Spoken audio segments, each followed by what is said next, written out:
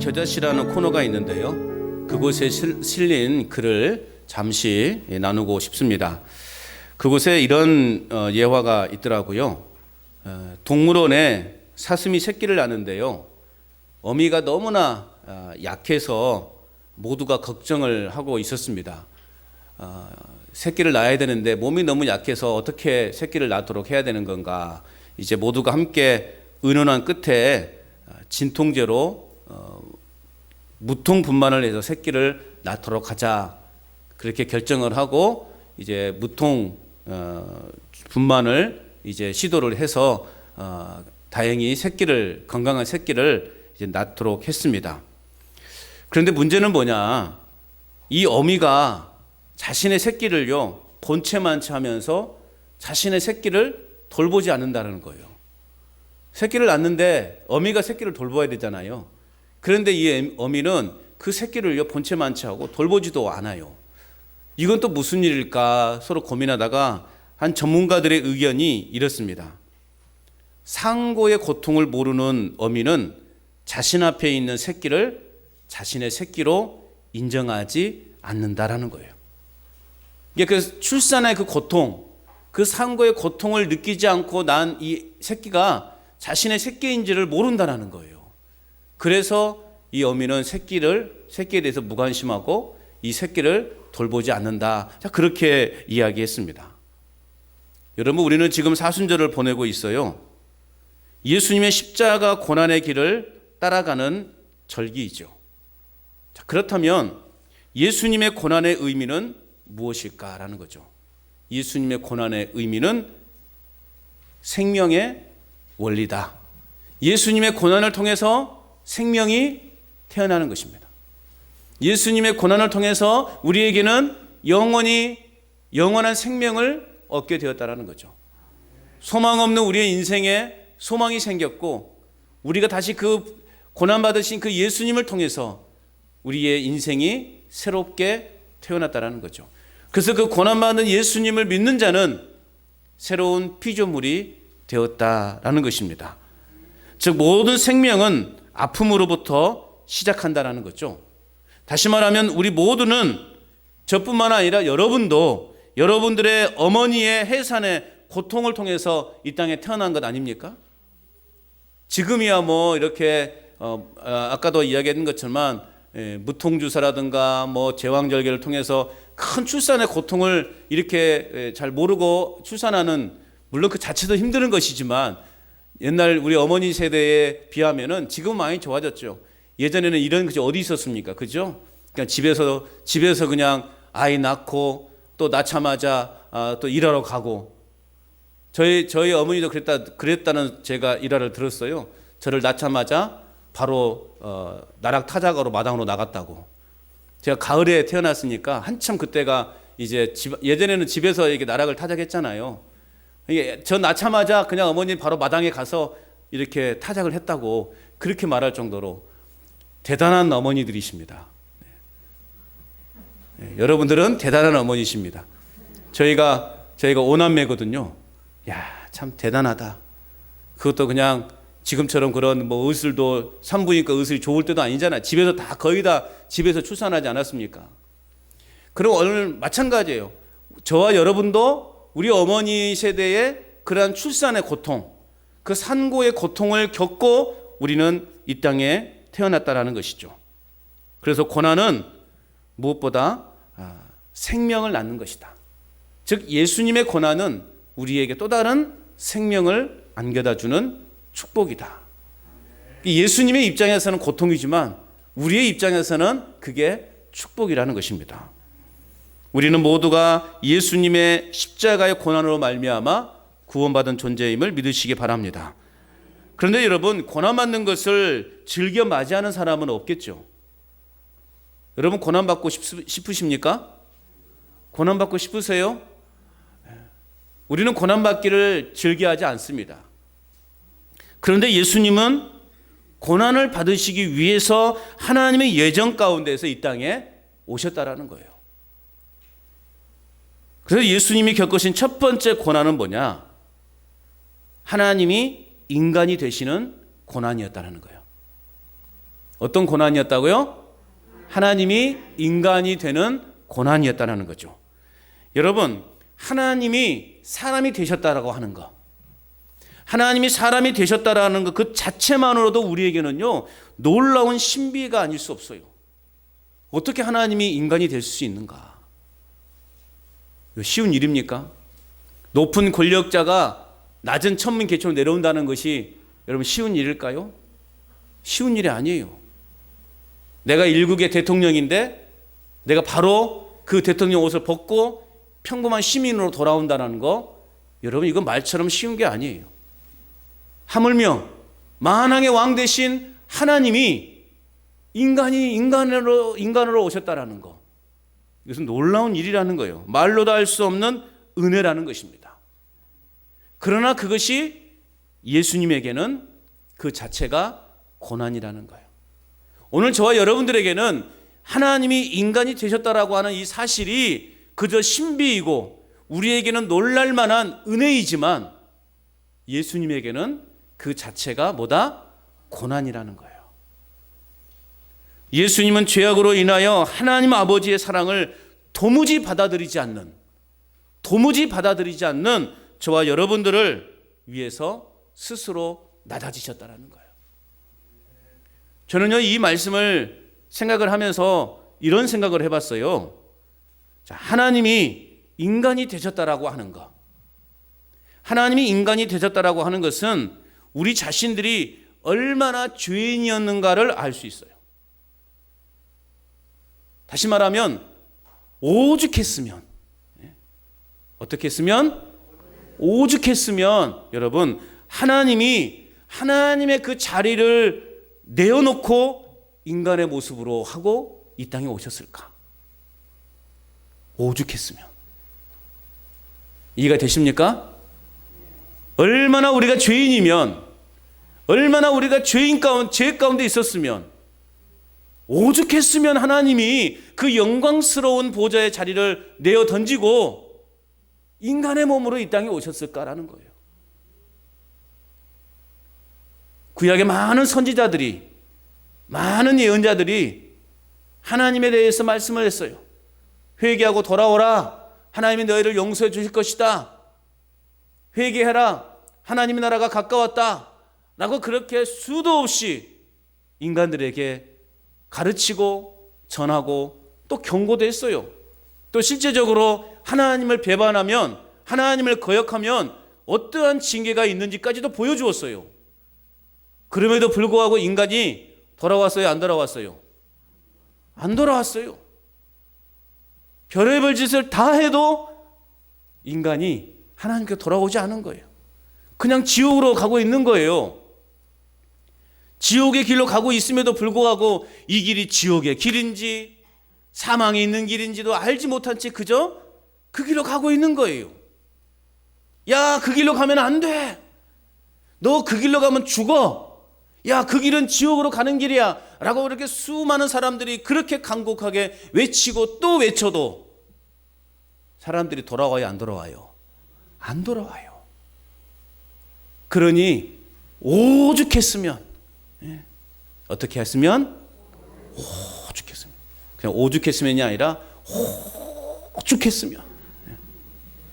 하나님이 오죽했으면 그 하나님의 높고 높은 그 보좌의 자리를 내팽개치고 인간의 몸으로 입고 이 땅에 오셨냐 이거죠. 할렐루야. 오늘 우리에게는 그것이 놀라운 은혜예요. 그러나 우리 예수님에게는 그것이 정말로 큰 고통이라는 거죠. 우리는 이 자체를 생각만 해도 감동이고 그저 하나님의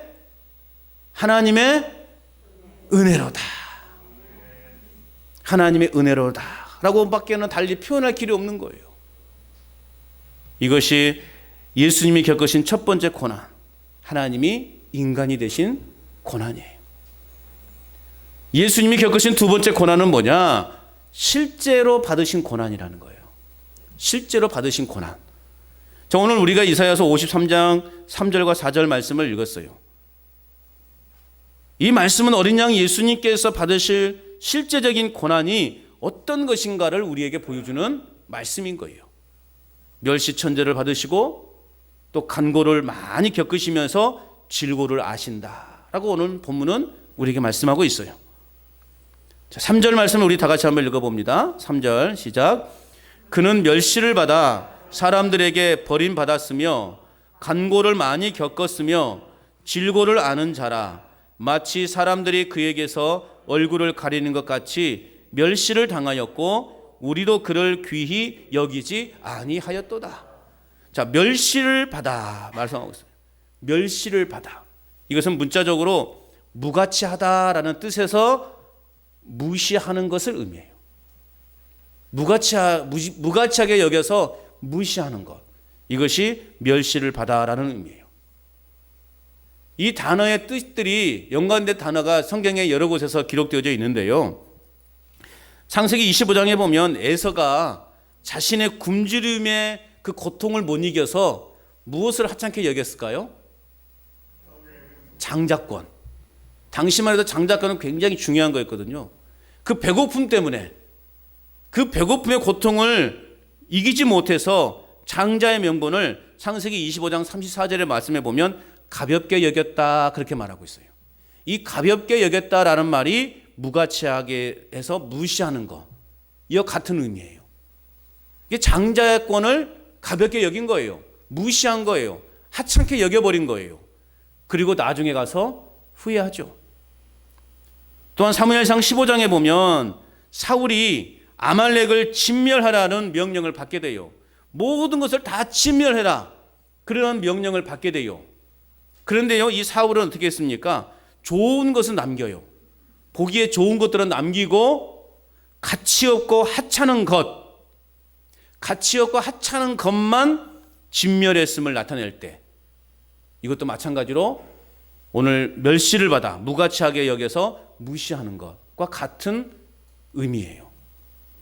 이게 하나님의 말씀을 무시해버린 거예요.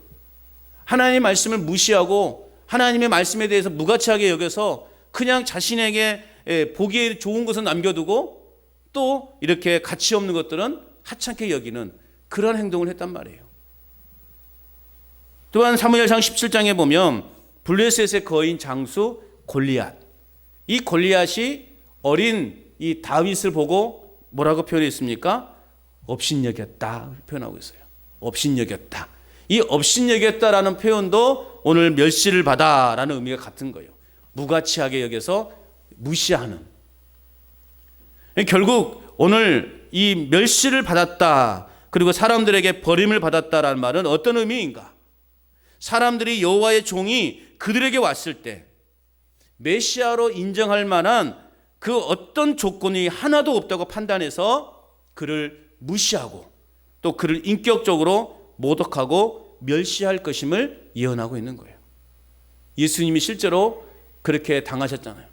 멸시 천대를 받으셨지 않았습니까? 하늘의 영광을 버리고 오셨는데 그가 고난의 길을 걸어가자 사람들은 그를 배척하기 시작했어요. 호산나 다윗의 왕이여라고 사람들이 그렇게 예수님을 환영해서 받아들였는데 막상 그가 고난의 길을 간다 하니 사람들이 그를 십자가에 못 박으라고 이렇게 소리치게 되었다라는 거죠. 심지어 사람들은 예수님의 뺨을 때렸고 또 예수님에게 침을 뱉었고 옷을 벗겼고 온갖 더러운 말로 예수님을 희롱했습니다. 그들은 예수님을 무가치한 존재로 여겨서 예수님을 무시했던 것입니다. 오늘 우리가 하나님의 말씀에 불신하는 것, 하나님의 말씀을 거역하는 것, 하나님의 말씀을 기억하지 않고 살아가는 것, 그 역시 예수님을 무시하는 것과 다를 바 없다라는 거죠. 그리고 우리는 수도 없이 우리는 예수님을 무시하고 예수님을 무가치한 존재로 여기며 살아가고 있다는 거예요. 여러분 하루에 몇 번 예수님을 생각하신가요? 매 순간순간 예수님을 생각하고 계신가요? 우리는 그 예수님을 잊고 살 때가 너무나 많아요. 말씀을 읽을 시간도 없을 만큼 우리는 세상의 일에 쫓겨서 살아가는 경우가 너무나 많아요. 그러니 그 말씀이 내 안에 자리 잡겠냐고요. 그런 삶 역시 예수님을 무가치한 존재로 여기는 것이고 예수님을 무시하는 거예요. 여러분, 예수님을 무시하지 마십시오. 예수님의 말씀 앞에 우리는 철저하게 순종하는 자가 되어야 되는 것입니다. 또 오늘 말씀해 보니까 간고를 많이 겪으시며 라고 말하고 있어요. 간고.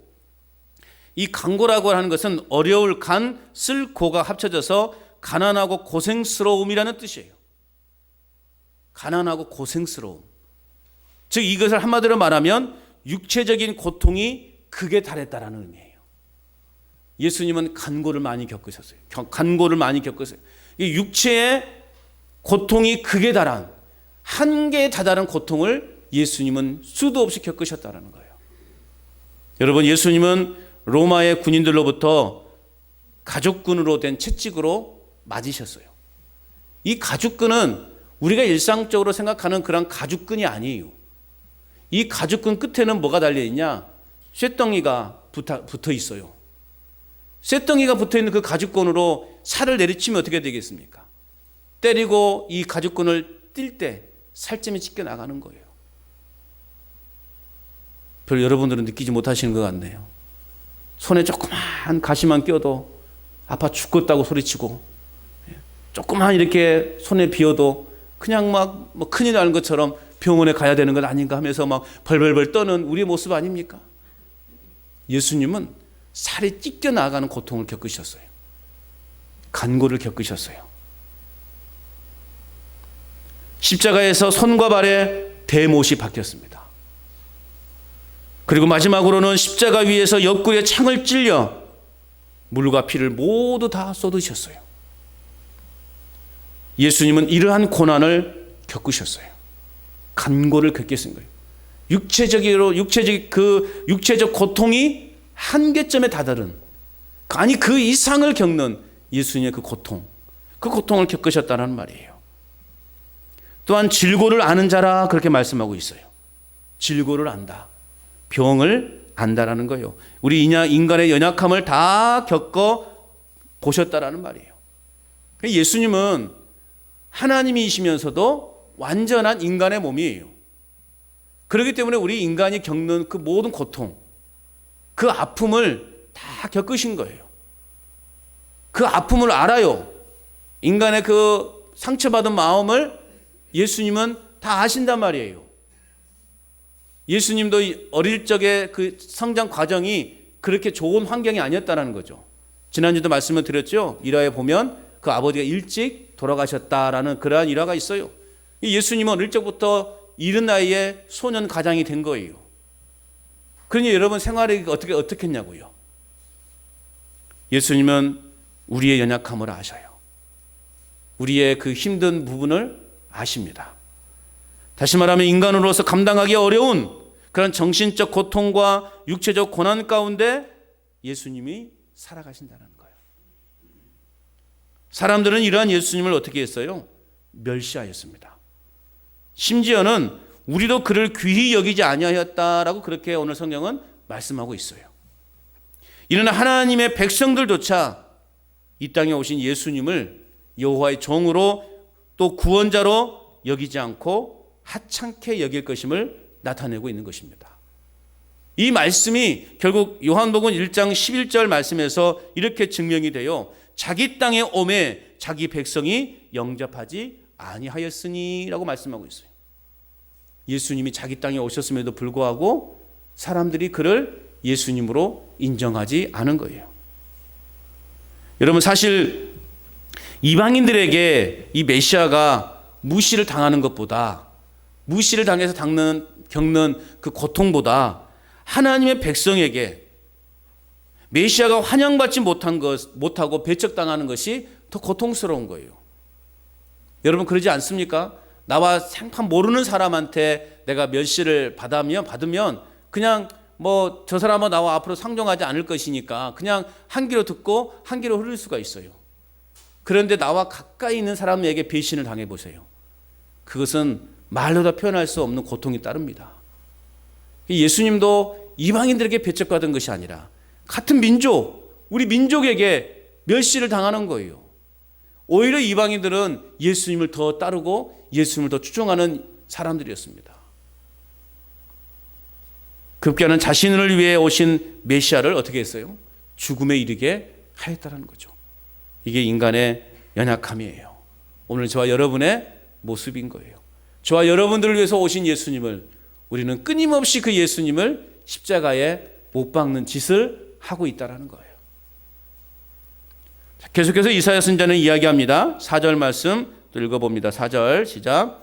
그는 실로 우리의 질고를 지고 우리의 슬픔을 당하였거늘 우리는 생각하기를 그는 징벌을 받아 하나님께 맞으며 고난을 당한다 하였노라. 아멘.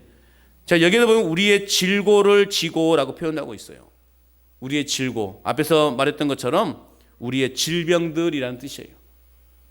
이사야 선지자는 여호와의 종을 질병으로 인한 괴로움과 고통을 아는 분이라고 그렇게 소개하고 있다는 거죠. 그리고 오늘 말씀해 보니까 우리의 슬픔을 당하였거늘. 결국 우리의 슬픔도 역시나 아시는 분이다. 즉 여호와의 종이 감당하신 고난과 슬픔은 결국 오늘 저와 여러분들이 감당해야 될 고난과 슬픔이라는 거예요. 그런데 그 고난과 슬픔을 우리 예수님이 대신 당하신 거라는 거예요. 저와 여러분들의 그 고통과 슬픔을 아시기 때문에 예수님이 그것을 그런 고난과 슬픔의 자리로 나아갈 수 있다라는 것이죠. 그런데 우리는 어떻게 생각한다는 거예요? 오늘 4절 하반절에 보면 그가 징벌을 받아서 예수님이 그렇게 고난을 당하고 슬픔을 당하는 것이 결국 우리 때문이 아니라 나 때문이 아니라 오늘 뭐라고 되어 있다고요? 그가 징벌을 받아서 하나님에게 맞으며 고난을 받는다 생각한다라는 거예요. 여러분, 예수님이 저와 여러분들을 위해서 고난을 겪으셨어요. 그런데 저희들은 어떻게 생각한다고요? 예수님이 징벌을 받아서 하나님께 맞고 고난받고 있는 거 아닌가, 그렇게 생각들 한다는 거예요. 얼마나 우리가 참 한심한 인간들인지 우리는 깨닫게 되는 거예요. 여러분, 예수님은 우리가 질병으로 인한 고통과 괴로움을 아시는 분이다. 믿으시기 바랍니다. 우리 안에 있는 답답함과 슬픔들 역시 우리 주님은 알고 계십니다. 그렇기 때문에 우리가 그분 앞에 나오게 될 때 우리는 모든 것에서 위로받고 피할 길을 얻게 된다는 사실을 여러분 믿으시기 바랍니다. 아무튼 사람들은 자신들 때문에 예수님이 고통 당하셨다는 것을 잊어버리고 오히려 예수님이 무슨 큰 죄를 지어서 하나님께 매를 맞고 고난을 당한다라고 그렇게 생각들을 했다라는 거죠. 이게 인간의 한계인 거예요. 이게 인간의 무지예요. 이게 인간의 완악함이에요. 나 때문에 예수님이 고난을 당하셨는데 나 때문이 아니라 본인이 무슨 큰 죄를 져서 하나님께 매를 맞고 고난받는 거 아닌가, 그렇게 생각하고 있다는 거죠. 배은망덕이라고 그러죠. 우리는 날마다 배은망덕한 죄를 범하고 있다는 거예요. 여러분, 하나님의 은혜를 믿으십니까? 하나님의 복을 받기를 원하십니까? 배은망덕하지 말아야 돼요. 배은망덕한 죄를 짓지 말아야 돼요. 나 때문에, 나 같은 것을 위해서 우리 예수님이 그 모든 고난을 당하셨구나. 믿으시기 바랍니다. 자, 그렇다면 예수님은 이러한 오해와 멸시를 받고도 왜 묵묵히 그런 고난을 짊어지셔야 했냐 이거죠. 왜 예수님은 그런 고난의 짐을 짊어지셔야 했을까요? 바로 저와 여러분들 때문이라는 거예요. 나 때문이라는 거예요. 우리 때문에 그렇게 되셨다라는 거예요. 하나님은 우리를 위해서 독생자 예수 그리스도를 그런 고난을 짊어지게 하셨다라는 거예요. 그 모든 것들은 바로 우리가 받아야 하는 고통들이라는 거예요. 그 많은 고통을 우리가 받아야 되는 것인데 우리로 하여금 받지 않게 하시고 예수님께서 그 고통을 받게 하셨다는 거죠. 멸시천대도 죄 가운데 사는 우리가 받아야 하는 것이었어요. 죄값을 치르기 위해 채찍을 맞고 고통을 받는 것도 우리가 받아야 하는 것들이었다는 거예요. 그런데 하나님은 우리를 대신해서 아들 되시는 예수님에게 그 모든 짐을 짊어지게 하셨다라는 것입니다. 그렇기 때문에 여러분, 우리가 이 세상적인 눈으로 볼 때 예수님의 생애는 실패한 인생이에요. 세상적인 눈으로 볼 때 예수라는 사람은 실패한 인생을 산 사람이라는 거예요. 하나님의 아들이라는 분이 온갖 멸시와 천대를 다 받았어요. 하나님의 아들이라면서. 예수님은 결혼도 못 해보고 나이 30이 되기까지 시골에 묻혀 살아왔어요. 머리 둘 곳도 없을 만큼 가난한 삶을 예수님은 살아오셨어요. 늘 가난하고 병든 자들과 함께 예수님은 지내셨어요. 세상적으로 별로 내세울 곳 없는 이 12명의 제자들의 스승으로 예수님은 살아오셨어요. 그러던 어느 날 로마의 반역자로 십자가형을 받게 됩니다. 처참한 죽음으로 그의 생을 마감합니다. 예수님 불쌍합니까? 불쌍하지 않습니까? 불쌍하지 않습니까? 그렇게 살지 않아도 되실 분이에요. 그런데 그런 삶을 사셨어요. 세상적인 눈으로 보면 이 예수님이라는 인간이라고 죄송하지만 이 예수님이라고 하는 인간은 실패한 인간이라고요. 이런 사람에 대해서 성공한 사람이라고 그렇게 말한다면 분명 사람들은 미친 소리 하고 있다라고 그렇게 욕할 거예요. 예수님은 분명 실패한 인생이에요. 그러나 예수님은 실패한 인생이 아니다라는 것이죠. 분명한 것은 예수님이 잘못이나 죄가 있어서 십자가를 지신 것이 아니라는 것이죠. 더군다나 예수님이 힘이 없어서 로마 군병들의 손에 붙잡히신 것도 아니라는 말씀이죠. 지난주도 말씀을 드렸어요. 예수님이 명령만 하셨다면 12군단 더 되는 천사를 부르실 수 있는 능력이 있는 그러한 예수님이시라는 거죠. 그럼에도 예수님이 고난을 당하시고 멸시와 천대를 받으신 것은 바로 그것이 하나님의 뜻이기 때문에, 그것이 하나님 아버지의 뜻이기 때문에 예수님은 그럼에도 불구하고 멸시와 천대를 받으셨다는 거예요. 더 나아가서는 무엇보다 저와 여러분들을 위해서, 믿으십니까? 저와 여러분들을 위해서 예수님은 멸시와 천대를 기꺼이 받으셨다라는 거예요. 저와 여러분들을 살리시기 위해서 당신의 아들을 우리 하나님은 죽이셨던 것입니다. 또한 저와 여러분들을 택하시기 위해서 하나님 아버지는 자신의 아들을 버리셨습니다. 우리의 죄를 용서하시기 위해서 하나님은 그 아들에게 모든 죄값을 물으신 것입니다. 여러분, 이런 부모가 있다면 세상에 고발되지 않겠습니까? 고발 대상 아닙니까? 아동 학대 이러고 고발당하지 않겠어요? 옆집 아들을 살리려고 내 아들을 죽이게 내버리는 부모가 어디 있냐고요. 옆집 아들을 택하기, 내 아들을 삼기 위해서 내 친아들을 버릴 부모가 어디 있냐고요. 그 옆집 아들의 죄를 내 아들에게 대신 물어서 너가 대신 감옥에 가다오, 그렇게 이야기할 부모가 어디 있냐고요. 어떤 드라마를 보니까 평생 그 종으로, 집에서 종으로 살았던 그 아버지인데요. 그러니까 그 어른, 그 집안 주인이 이제 이 사람에게 자유를 주면서 재산도 주면서 따로 독립할 수 있도록 그런 특혜를 줬어요. 그러니까 늘 그러나 이 아버지의 마음속에는 나는 이 집안의 머슴이라는 그 생각이 가득한 거예요. 그 생각이 자신의 아들까지도 이게 이어지게 되었어요. 그런데 이 아들과 그 주인집 아들이 같은 학교에 다니고 있어요. 같은 동무예요. 그런데 사고로 이 주인집 아들이 다른 사람을 죽였어요. 어떻게 될까요? 이 아버지가 그 주인집 아들을 대신해서 자신의 아들을 감옥살이 하게 한 거예요.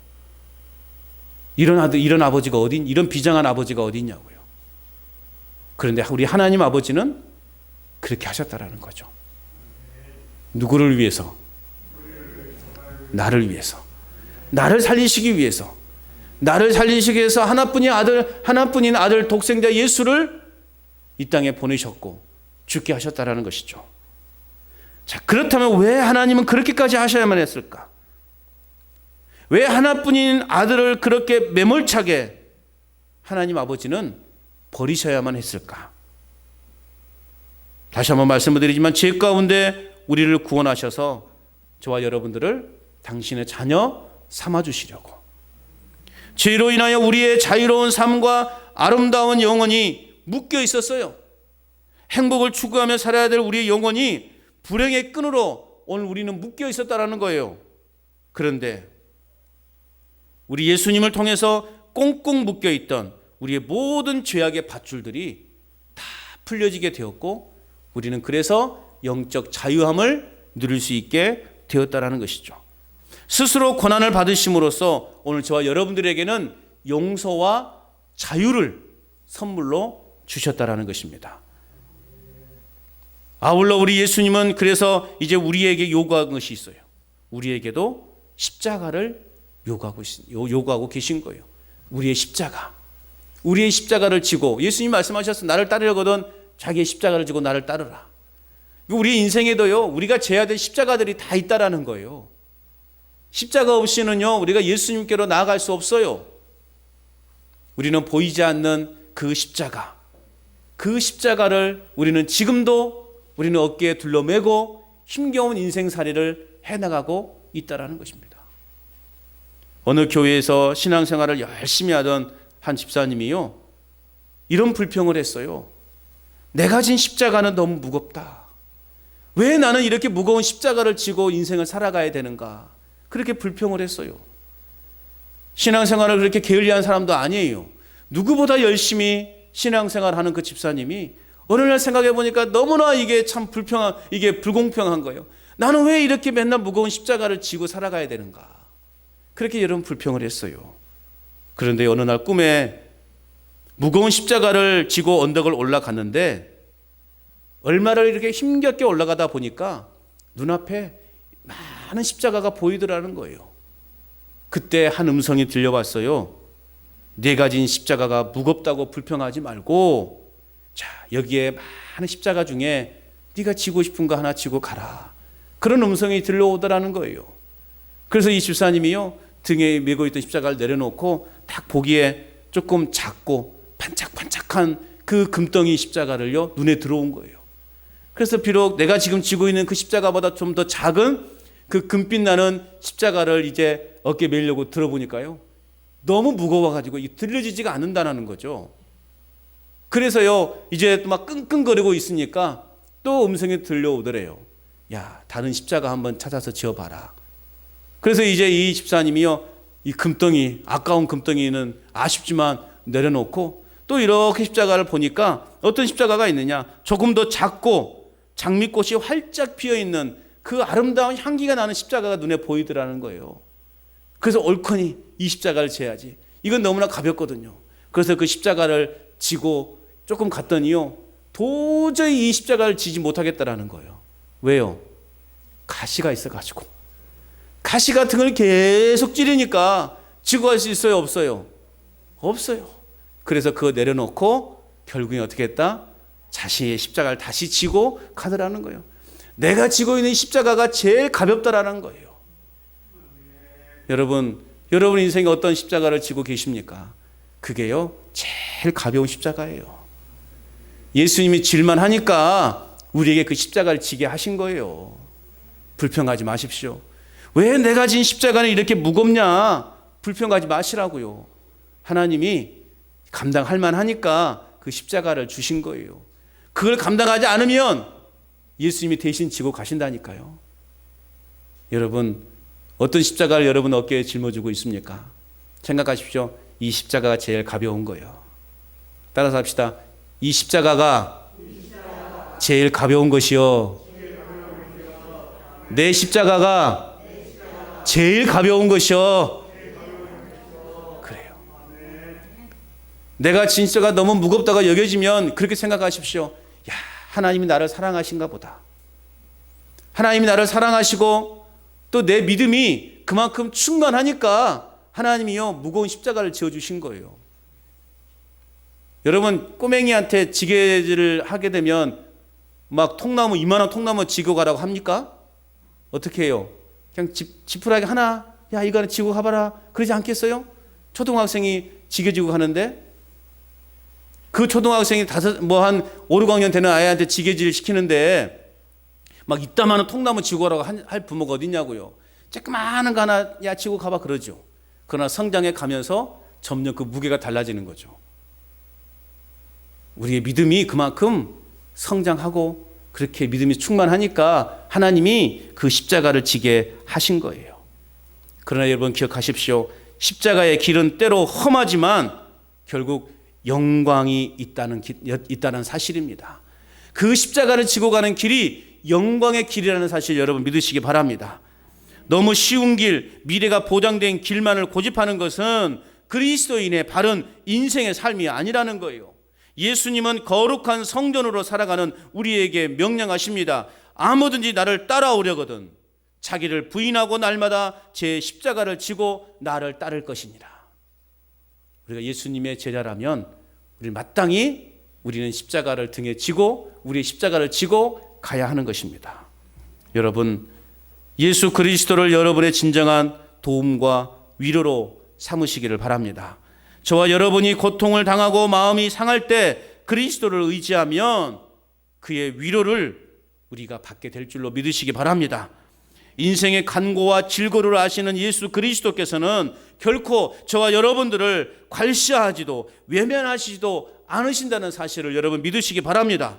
우리의 마음과 심령에 한량없는 위로로 채워주시며 우리에게 가장 필요한 것을 가장 적절할 때 공급해 주시는 분이심을 여러분 믿으시기 바랍니다. 참으로 어려운 시대를 우리는 살아가고 있어요. 이럴 때일수록 더욱 겸손한 마음으로 더욱 간절하게 우리는 하나님을 찾고 찾아야 하는 것입니다. 내 십자가가 무겁다고 불평할 것이 아니라 주님께서는 이보다 더한 고통의 십자가를 지고 가셨구나. 오죽했으면 다른 사람이 그 십자가를 지고 갈 정도로 그렇게 몸이 쇠약하고 그렇게 약한 분이었다는 것을 우리가 깨달을 수 있어야 되는 거예요. 내 안에 있는 모든 불순물들을 깨끗하게 제거할 때 우리는 맑게 개인 그 하늘의 그 풍성함을 우리는 보게 될 것입니다. 지금 내가 지고 가는 십자가가 너무나 무거워서 힘겹게 한 발 내리려 가는 것 같지만 여러분, 우리의 끝에는 영광스러운 면류관이 우리를 위해 예비되어 있던 사실을 믿으시고 지금 이 십자가를 잘 짊어지고 가시기를 축복합니다. 희미하게나마 하나님을 볼 수 있다는 것 자체만으로도 우리에게는요 놀라운 축복인 거예요. 세상 사람들은 자신의 그 무거운 인생의 짐 때문에 극단적인 선택도 해요. 세상의 향락을 즐겨보기도 하고 그리고 마약에 취해보기도 해요. 그런데 어떻습니까? 고통은 더 심해져 가는 거예요. 그런데 우리에게는 희미하게나마 보이는 하나님 나라가 있다는 거예요. 하나님 나라가 있기에 지금 우리가 짊어지고 있는 이 십자가가 인내가 되고 또 참아지는 것이고 감당할 수 있게 되는 것입니다. 여러분들은 어떤 멸시를 당하고 있습니까? 또 어떤 간고를 당하십니까? 어떤 질고가 여러분에게 있습니까? 주님의 고난의 십자가를 생각하면 억울한 것도 감당하지 못할 것도 없다라는 거예요. 고난의 십자가를 그래서 여러분 이 한 주간도 깊이 묵상하는 한 주간이 되기를 바랍니다. 그래서 현실에서 당하는 모든 어려움과 여러 고난들을 넉넉히 이기고도 남는 그러한 고난의 이 예수님의 고난을 기억하는 사순절 절기를 보낼 수 있기를 바랍니다. 예수님의 이 고난의 십자가, 이 십자가는 내가 짊어져야 될 십자가였고 내가 매달려야 될 십자가였고 내가 죽어야 될 십자가였어요. 그런데 우리 예수님이 대신 우리를 위해서 십자가를 지셨고 그 예수님이 대신 십자가에 달리셨고 대신 그 십자가에서 우리 예수님이 죽으셨어요. 이 은혜를 생각하면 우리가 하지 못할 일이 없는 거예요. 용서하지 못할 사람이 없는 것이고 사랑하지 못할 사람이 없는 거예요. 이해하지 못할 일이 없는 거예요. 우리의 당하는 이 현실의 삶에서 겪는 이 고난을 이겨내지 못할 일이 없는 거예요. 믿음이 없으니 생애를 포기하는 것이에요. 좌절하는 것입니다. 믿음을 가지시길 바랍니다. 이 예수님의 고난의 십자가를 깊이 묵상함으로 어떤 환경에서도 어떤 상황에서도 포기하지 않고 믿음으로 이겨내는 저와 여러분의 삶이 될 수 있기를 주님의 이름으로 축원합니다.